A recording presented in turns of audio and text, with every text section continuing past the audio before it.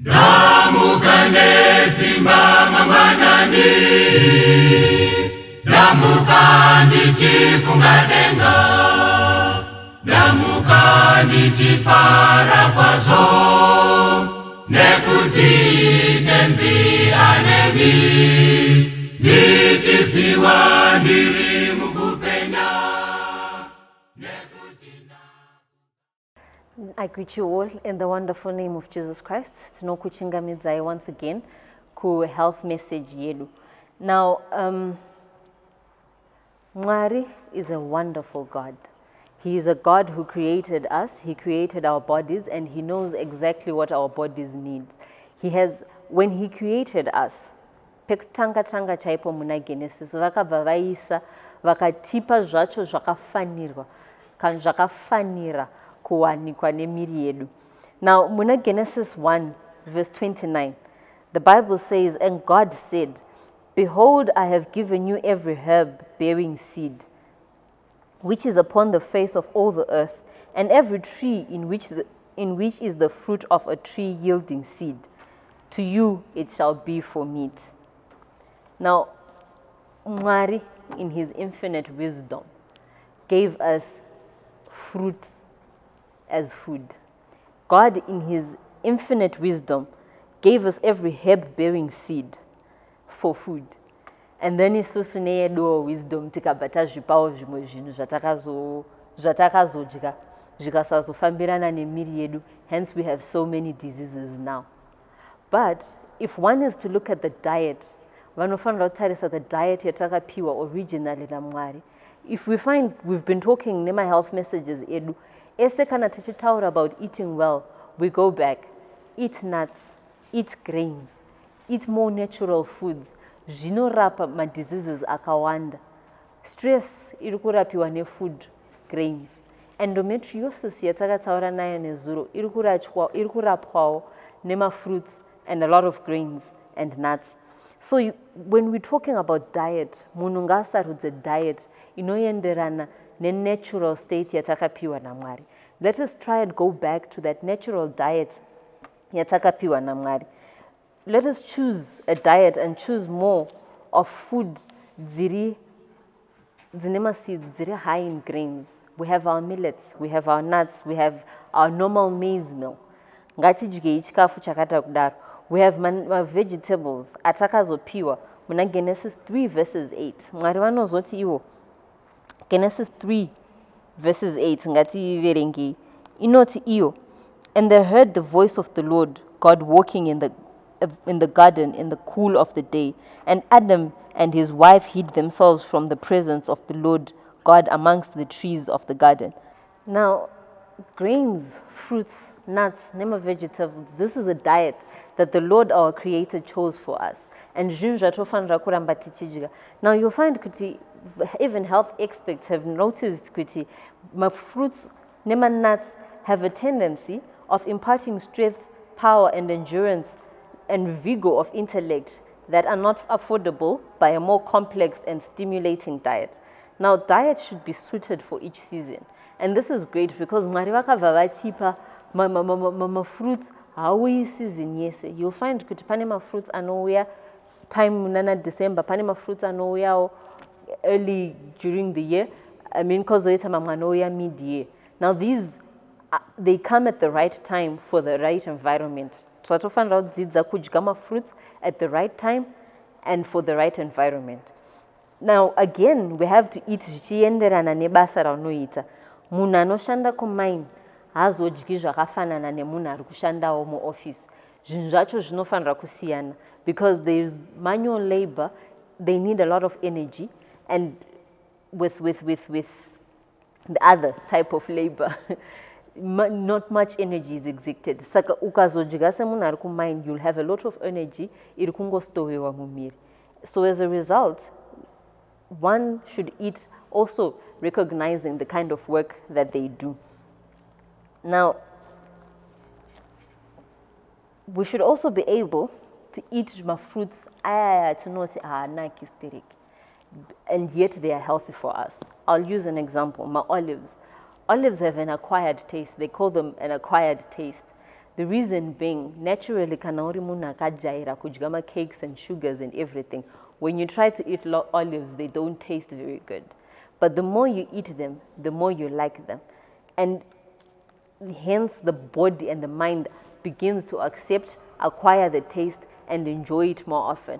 When I was younger, I never used to like eating broccoli, but I like it now because I had to force myself to eat it until you acquire the taste and begin to enjoy it. And hence we are encouraged kuti tidye zvikafu zvatinoziva kuti zvakatinakira, even though the food doesn't taste very good. With time, you will acquire the taste and you will train your appetite to like it and train the mind and mouth to like it. Now, one should also avoid a great variety at any one meal. Let's also avoid mixing zvikafu zvedu zvese mu meal one. Avoid mixing your fruits and your vegetables in the same meal. This causes indigestion. It causes indigestion and it causes stress in the body and an inability to put forth mental effort. Now, it is better to have the fruit at one meal and then have the vegetables at another meal.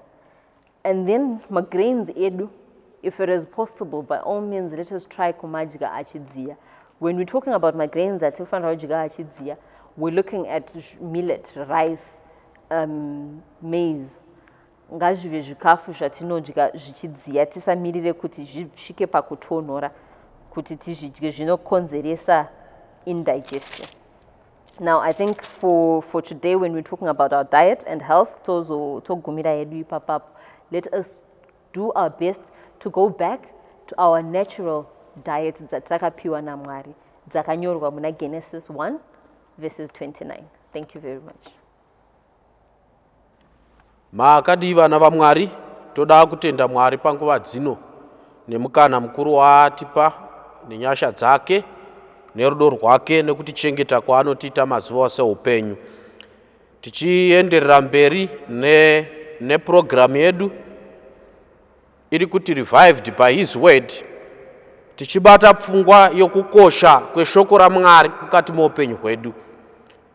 Pane chinhu chandakadzidza mukurarama: kana ukaita ushamwari neBhaibheri nguva dzose, Bhaibheri beside nyaya dzokuinda kudenga, Bhaibheri rine zvizhinji zvarakanakira mukati muupenyu hwedu. Hakuna chinhu chinokupa peace of mind panyika seshoko raMwari. Ndiko kwega kwatinogwana kuwana peace of mind. Hakuna chinhu chinokupa security panyika seshoko raMwari. Kana toda zvesecurity tinomhanya kushoko raMwari. Ndosaka David achinyora achiti, shoko renyu Mwari ndakariviga pakati pemwoyo wangu kuti ndirege kukutadzirai. Mapisarema 119 pavhesi ya 105 anoti, shoko renyu ndo mwenje wetsoka dzangu nechiedza panzira dzangu, kuisa pachena kuti pasina shoko raMwari irima roga roga.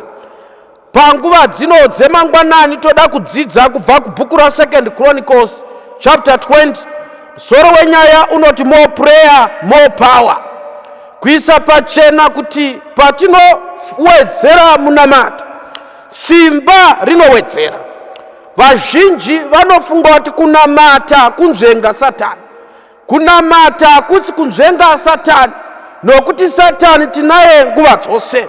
In fact, Satani unotodzingirira vanhu vanonamata. Purpose yekunamata kupuhwa simba rokukunda miedzo nokukunda wakaipa. Ukadzidza bhuku ra2 Chronicles chapter 20, munosangana nenyaya iripo yemurume anonzi Jehoshaphat. Kumashure kwacho Jehoshaphat wanga abva kuhondo achinobatsira Ahabhu hondo, achinosvika paJerusarema achifunga kuti azorora.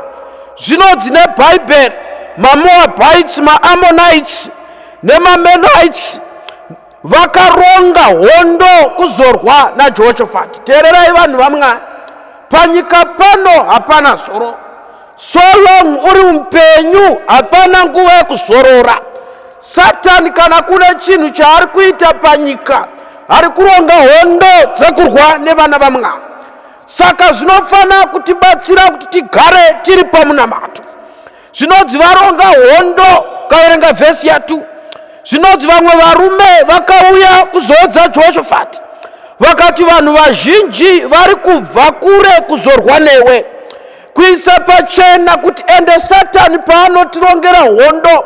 Hondo yacho haisi diki, hondo yacho ihuru. Chikonzero kune madhimoni mazhinji ari kuasainwa kunorwisa vana vaMwari. Patukaverenga vhesi ya3 inoti, then Jehoshaphat feared and set himself to seek the Lord, and proclaimed a fast throughout all Judah. And Judah assembled to seek the Lord.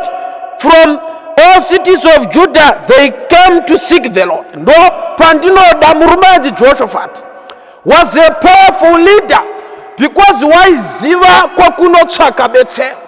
Zvinonzi aita izvozvo akatya, but atya haana kugumira pakutya, akaenda kuna Mwari unobvisa kutya. Vazhinji mukavhundutsigwa naSatani tinobva tatya, kana tatya todzokera kumashure. Kana tadzokera kumashure hatichanamati, especially miedzo ikawanda panyika. Vazhinji munopedzisira mapera simba. Kuwanda kwemiedzo kunoreva kuwanda kwemunamato. Kuwanda kwekutya ngakureve kuwanda kwokuvimba naMwari. Kuwanda kwematambudziko kunofana kutibatsira kuti swededze pedyo naMwari. Ndosaka chinzi Jehoshaphat akaudza vanhu vokwaJudha akati haisi nguva yekutamba, handei paJerusarema tinotsvaka chiso chaMwari. Ende regai ndikuudzei vanhu vaMwari, pega pega paunotsvaka chiso chaMwari uri mukati mematambudziko, usafunga kuti unochishaya, unochiwana. Vazhinji tinotsvaka chiso chaMwari tine kumwe kwatine takatsika. Ndosaka zvichiita sokuti Mwari haanzwi munamato. Vazhinji tunoenda kun'anga totsvaka chiso chaMwari, maziso ari kun'anga, maziso ari kuvaprofita venhema. Mwari unoti kana wauya kwandiri siya zvose, kana wasiya zvose iye uchakurwira. Jehoshaphat unoenda mberi unonoudza Israeri kuti ino nguva haisi yekutamba, takakombwa nemuvengi, asi hatifani kugara, tinofana kunamata. Jehoshaphat aenda kunonamata, atora vaIsraeri vose aenda kutembere kunonamata. Mukaverenga pavhesi ya13 inoti, meanwhile all the men of Judah stood before the Lord with their little ones, their wives and their children. And the Spirit of the Lord came upon Jaziel, the son of Zechariah, the son of Benaiah, son of Joel, son of Mattaniah, a Levite, the sons of Asaph, in the midst of the assembly. And he said, hearken, O Judah and inhabitants of Jerusalem, and King of Jehoshaphat, that says the Lord to you, fear not and be not dismayed at his great multitude, for the battle is not yours, but the battle is mine. Mwari vakutaura na Jehoshaphat. Zvinodzi mweya wakasvika pamusoro pemumwe murume akati kuna Jehoshaphat, usatya. Zvikanzi tarira usatya. Zvikanzi chikonzero ndechei? Zvikanzi kurwa hakuzi kwenyu asi ndekwaMwari. Nechimwe chinhu vana vaMwari chandoda kuti muzive panguva dzino, kana kune chinhu chezvokwadi chiri kutaurwa neBhaibheri, kana wasangana nehondo, kandira hondo dzako muruoko rwaMwari.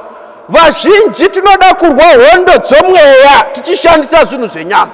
Vazhinji tinoda kurwa hondo dzomweya tichishandisa maphysical powers. Haugoni kurwa naSatani nesimba rako kamukunda. Munhu wega anogona kurwa naSatani on our behalf is Jesus only.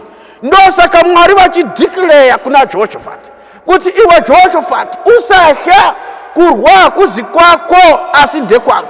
Vazhinji tinotya, topedzisira tofunga kuti Mwari unokundwa nehondo dzedu. But regai ndikuudzei vanhu vaMwari panguva dzino, Mwari haana hondo yaanokundikana, because haana kumbobvira akundikana. Even mukaverenga bhuku razvakazarurwa chapter 12 inokutsanangururai Satani achitwa casted down from heaven. Satani nemadhimoni ake achidzingwa kudenga. the first defeat yakaitwa Satani achiwisigwa pano pasi, dai Mwari vaitya vaigona kuti zvandamukunda kudenga chiregaiwe ndimupewo pasi atonge nekusingaperi. Asi Mwari vanoti no, ndofana futi kuburuka ndinde panyika ndinorwa naye, ende kamurwire kavakaita kudenga kakasiyana nekamurwire kavakaita naye pano pasi. Pano pasi zvaitoita sokunge Jesu is going to be defeated, achisekwa pamuchinjikwa, achipfirwa, achirohwa. Satani nemadhimoni ake vakapembera vachifunga kuti vamukunda. Asi Sunday morning tinoudzwa neBhayibheri kuti Jesus resurrected from the dead and ava nemore power. Saka Mateo achiti ndakupai simba, ndapuwa simba kudenga nepasi, ndakupai simba, endai munoparidza, endai kunyika dzose munoparidza evhangeri. Atova nemore power kupfuura raivana, kuisa pachena kuti hakuna hondo inogwiwa naMwari pasi pezuva. Mwari akakundwa. Ukaona wazviisa muruoko rwaMwari, you are very safe. Ukadzidza mapisarema, David anonyora achiti Jehovha ndiye dombo rangu, Jehovha ndiye utiziro hwangu, Jehovha ndiye simba rangu. Zvikati Jehovha ndiye rwiyo rwangu. Teererai vanhu vaMwari, kunyangwe zvodii mazuva ano nyika yoita kunge yoparara, usabva paruoko rwaMwari. Hondo hadzisi dzedu, asi hondo ndedzaMwari. Hondo haisi yako, asi ndeyaMwari. Kandira mabhedhenzi ako mukati meruoko rwaMwari, kandira zvinokunetsa mukati meruoko rwaMwari. Usatambudzika, chikonzero ndechei? God is there, ende Mwari unogara nokusingaperi. Hana hondo yaanorwa yaanokundikana. Ndosaka achipa Jehoshaphat command achiti iwe usatya Jehoshaphat, usavhunduka chii kana chii zvacho. Chikonzero muhondo haisi yako, asi ndiyangu. Kana Mwari vakati usatya, vari kurevesa uchatya zveshuwa. Mwari wasiyana nemunhu wekuti anoti usatya iye munhu wacho achitya, but Mwari vakati usatya vanorevesa. Kaverenga vhesi ya16 inoti tomorrow go down against them and they will come up by the ascent of Ziz. You will find them at the end of the valley, east of the wilderness of Jeru. You will not need to fight in this battle. Take your position, stand still, and see the victory of the Lord on your behalf, O Judah and Jerusalem. Zvikanzi enda uko kuhondo. Mwari vari kuti usatya, enda ungonoona kusunungurwa nekurwa kwaMwari. Zvikanzi stand still, iwe mira, usakanda chinhu. Teererai vanhu vaMwari, hondo dzaMwari dzinowiwa nema-instructions.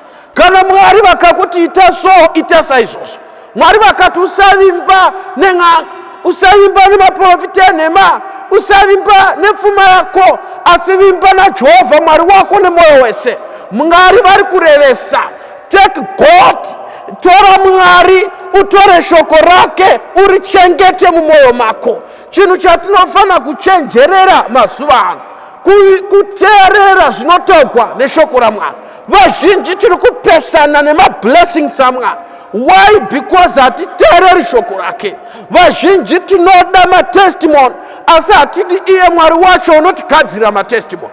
Vazhinji tinoda maresults, asi hatidi obedience. Ndosaka Mwari vakati Sauro, Sauro, hauzivi here kuti kuteerera kunokunda chibayiro. Hondo dzaMwari dzinogwigwa nechibayiro nokuteerera. Kana tikateerera Mwari, vazhinji tinosvika pakurwigwa hondo dzedu. Kana Mwari vakati usatya, make sure kuti wakumbira kuti Mwari vakupe simba urege kutya. Kana Mwari vakataura newe kuburikidza neshoko rake, riteerere. Jehoshaphat ari kukunda kuhondo, not kuti wanga akasiyana nesu, asi Jehoshaphat waiziva zvokuita panguva dzokumanikidzwa. Panguva dzokumanikidzwa, hama dzangu, tinofana kutsvaka chiso chaMwari. Ndosaka Paul achinyora bhuku raVaroma chapter 8 pavhesi ya 37. Paul unoti hamuzivi here kuti tiri vakundi nokupfuurisa nokuda kwaiye wakatida. Ukadzidza vhesi ya 35, Paul anoti chiko chinganiparadzanisa nerudo rwaMwari? Kurwara here? Kuchema here? Paul unoti kwete. Vhesi ya 34, Paul unodzoka unoti kana Mwari ari kurutivi kwedu, ndianiko uchatigwisa? zvikanzi hakuchina kupomegwa mhosva kune vari muruoko rwaMwari, kuisa pachena kuti kana Mwari ari kurutivi gwedu hakuna unogona kukunda. Saka Jehoshafati achiti kana ndina Mwari ndine zvose, handinei nekuwanda kwehondo, handinei nokuwanda kwemietso. Chandofana kuita kutsvaka chiso chaMwari. Teererai vanhu vaMwari panguva dzino, Mwari unofana kutibatsira, Mwari unofana kutipa simba, Mwari unofana kutisimbisa. Rwendo rwatiri kufamba mazuva ano rwakaoma. Patiri kunamata Mwari mazuva ano, nyika yakuratidza pachena kuti haichinei nevana vaMwari. Ndosaka ndichikusimbisai neshoko raMwari kuti hakuna kumwe kwatichawana refugee kusiya kweshoko iri. Kana Jehovha akadzikinura Jehoshafati, kwete Jehoshafati ega. Ukadzidza bhuku ra1 Samuel chapter 17, Mwari unorwana Goliath kuburikidza naDavid, and Goliath was defeated. Kwete izvozvo chete, ukadzidza Daniel pana chapter 6, anodzikinurwa kubva mukati megomba reshumba. Shadrach, Meshach naAbednego chapter 3 yaDaniel vanodzikinurwa kubva mukati mechoto chemoto. Ukadzidza Paul naSilas vanamata pana mabasa apostle chapter 16 usiku, zvinonzi majera akasaruka, mangetani akawira pasi. Kuisa pachena kuti more prayer more power. Ende munamato hauna nguva. Even pakati peusiku ukafunga kutaura naMwari unotaura naye. Even masikati uchifamba gwendo ukafunga kutaura naMwari unotaura naye. Ende munamata who's expensive, because Mwari wedu habhadharisi. Vazhinji vanoenda kwavanobhadhariswa vachidzoka vasina kubatsigwa. Mukadzi uyo pana Luke chapter 8 unoti pfuma yangu yapera Mwari, ndichiinda kwose nengari yakuhwara kwakubuda ropa, asi zvaitowedzera zvainyanyisa. Asi ndasangana nemiJesu muponesi. Unobata nguo yaJesu, abata nguo yaJesu, zvinonzi ropa rinomira kubuda. Ipapo akanzi mukunda, kutenda kwako kwakuponesa. Teererai vanhu vaMwari, hakuna chinhu chiri chipi pasi pezuva semunamato. Munamato is so cheap. Iwe wega ndo unozudza nguva yekunamata. Hapana time yokuti ukanamata Mwari anenge akavata. Vamwe vanotoenda kunobatsigwa nevanhu vachitonovamutsa, kana vari vaprofita venhema vanotosvika vakavata wotomumutsa kuti muka undibatsire. Kana dziri n'anga anotonosvika otonoimutsa otokudza ndakarara. But mapisi ari ma121 inoti muchengeti waIsraeri haakotsiri, mudzikini waIsraeri haagoni kubwaira chiso chake, maziso ake ari pamusoro pevana vake, kuisa pachena kuti anytime you can pray. Ndosaka tati more prayer more power. Why Mwari vachiti tinofana kunamata end time? Because Satan anotivinga end time. My temptation is there anytime, and God is there anytime. Mwari varipo chero nguva, kunyangwe miedzo ikawanda, Mwari uripo chero nguva. Ndosaka Jesu akatisetera example. Mukadzidza bhuku raMarko, waiva nenzvimbo yake yaenda achinonyengetera mangwanani ega, shiri dzisati dzorira, wainda achinonamata. Teererai vanhu vaMwari, pasina munamato hapana chaunowana. Vanhu vazhinji tinotarisira munamato pasi. Chikonzero Satan haadi kuti tizive how powerful is prayer. Ndosaka vazhinji vachitora munamato sechinhu chisina maturo. In fact vazhinji moda kuzonamata kana mava panguva yakaoma. But regai ndikuudzei vanhu vaMwari, kutonamata wava mudambudziko ritori dambudziko iroro. Haufani kunamata wava mudambudziko, namata nguva dzose. Ndosaka Jesu painamata aiti, Ishe munosindinzwa pandinonamata, nazvino chindinzwai. Kuisa pachena kuti kuna Jesu munamato chachisiri chinhu chokutamba nacho. Kuna Jesu munamato was a priority, munamato was a lifestyle. Saka pakupedzisira zvino vanhu vaMwari tinofana kuziva kuti munamato ilifestyle. Munamato unofana kuraramiwa, munamato unofana kufemewa, munamato unofana kufambiwa. If you want to be a strong Christian, be prayerful. Saka ndati more prayer more power. Hakuna chinhu chine simba semunamato. Endo ukadzidza maperero ehondoi, zvinonzi magamba aida kurwisa Jehoshafati akasvika pakubayana woga akauraya. Munamato unokonzera confusion in the devil's arena. Munamato unokonzera madhimoni kuti asvike pakuva confused to an extent yokusvika pakuurayana pachawo. Chikonzero, prayer is more powerful than what you think. Teererai vanhu vaMwari, patakupedzisa mharidzo yedu pamadekwanani, vanhu vazhinji tinofanira kuvimba nomunamato. Usadzokera kumashure kuburikidza nematemptations. More prayer, more power. Matambudziko mazhinji anosolvewa pamabvi. Hatina nguva yekutamba, nguva zhinji ngaiperere pamunamato. Hakuna wakaita nguva naMwari akadzoka asina kushandurwa. Hakuna wakataura naMwari akadzingwa. Hakuna wakapfugama akanamata Mwari vakasamunzwa. Basa raMwari guru panyika nderekunzwa kunyengetera. Kana achirwira vanhu vasinganamati, kana achirwira vanhu vasingatombozivi kupfugama, kwaungatadza nei kurwira vanopfugama vachinamata? Musatarisira Mwari pasi pamazuva nekupedzisira. Munamato uchiri kushanda, hauexpire. Zvawaita kare nanhasi ndo zvauchiri kuita. Dai Mwari wokudenga akubatsirai, Mwari wokudenga akutungamirirai. Patiri papurogiramu ino yekukurudzira kuti revived by his word, pari kuparidzwa shoko raMwari uye zvikasangana nemunamato, it becomes more powerful. Dai Mwari wokudenga akubatsirai, dai Mwari wokudenga akuitirai zvakanaka panguva dzino patakunamata. Baba vedu vari kudenga, ndakutendai Mwari panguva ino nokuda kweshoko renyu Mwari. Rine simba, chokwadi Mwari, kana tikariteerera tinoita zvakanaka.